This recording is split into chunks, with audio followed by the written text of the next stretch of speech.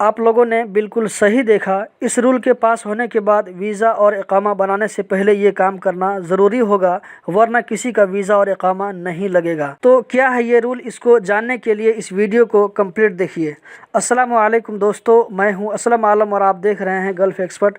दोस्तों, आज की वीडियो में कतर के बारे में कुछ अहम अपडेट और जानकारी लेकर हाजिर हूं, तो वीडियो के साथ आखिर तक बने रहें, बहुत अच्छी जानकारी मिलने वाली है। आप लोगों से एक रिक्वेस्ट करना चाहता हूं कि अगर अभी तक आपने चैनल को सब्सक्राइब नहीं किया है तो सब्सक्राइब कर लें, ताकि आइंदा भी आपको इसी तरह की वीडियो मिलती रहे। दोस्तों, शुरा काउंसिल की मीटिंग में पब्लिक सर्विस और यूटिलिटीज कमेटी को एक बिल पेश किया गया है। इसको स्टडी करने और काउंसिल को एक रिपोर्ट देने के लिए, जिसमें कुछ पॉइंट इस तरह हैं जो कि हम वर्करों के लिए है। कतर आने वाले तमाम नन कतरियों यानी खारजियों को, चाहे वो वर्क वीज़ा हो या विजिट वीज़ा हो, तमाम लोगों को हेल्थ इंश्योरेंस हासिल करना ज़रूरी होगा। बेसिक हेल्थ केयर सर्विस लेने के लिए किसी भी एंट्री वीज़ा, चाहे वर्क वीज़ा हो या विजिट वीज़ा हो, उसका इशू करना या उसको रिन्यू करना, इकामा इशू करना हो या रिन्यू करना हो, इसी तरह किसी खारजी को गवर्नमेंट में जॉब देना हो, तो इन सारे कामों के लिए हेल्थ इंश्योरेंस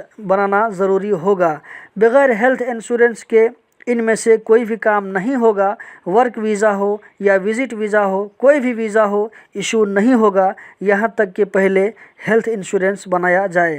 हेल्थ इंश्योरेंस के बिना किसी का इकामा भी नहीं लगेगा और न किसी का इकामा रिन्यू होगा। दोस्तों, एक नई रिसर्च के मुताबिक mRNA टेक्नोलॉजी से बनी कोरोना वैक्सीन, जिनमें फाइज़र और मॉडर्ना वैक्सीन है, इस वैक्सीन से कई सालों तक के लिए वायरस से हिफाजत हो सकती है।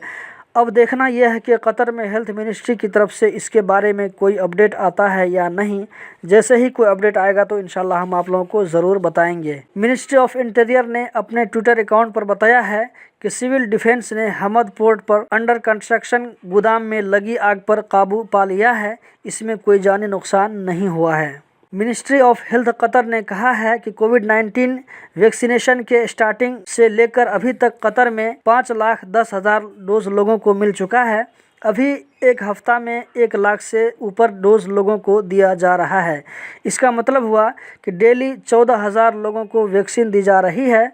गुज़िश्ता महीना फरवरी के महीना के स्टार्टिंग से वैक्सीनेशन में 270% की तेज़ी कर दी गई है और अभी कतर में 15% एडल्ट लोगों को वैक्सीन का कम से कम 1 डोज मिल चुका है। तो दोस्तों, यही थी आज की वीडियो। उम्मीद करता हूँ ये जानकारी आप लोगों को ज़रूर पसंद आई होगी। कतर से रिलेटेड इसी तरह की जानकारी, इसी तरह की अपडेट हासिल करते रहने के लिए चैनल को सब्सक्राइब करें, वीडियो को लाइक करें। बहुत बहुत शुक्रिया।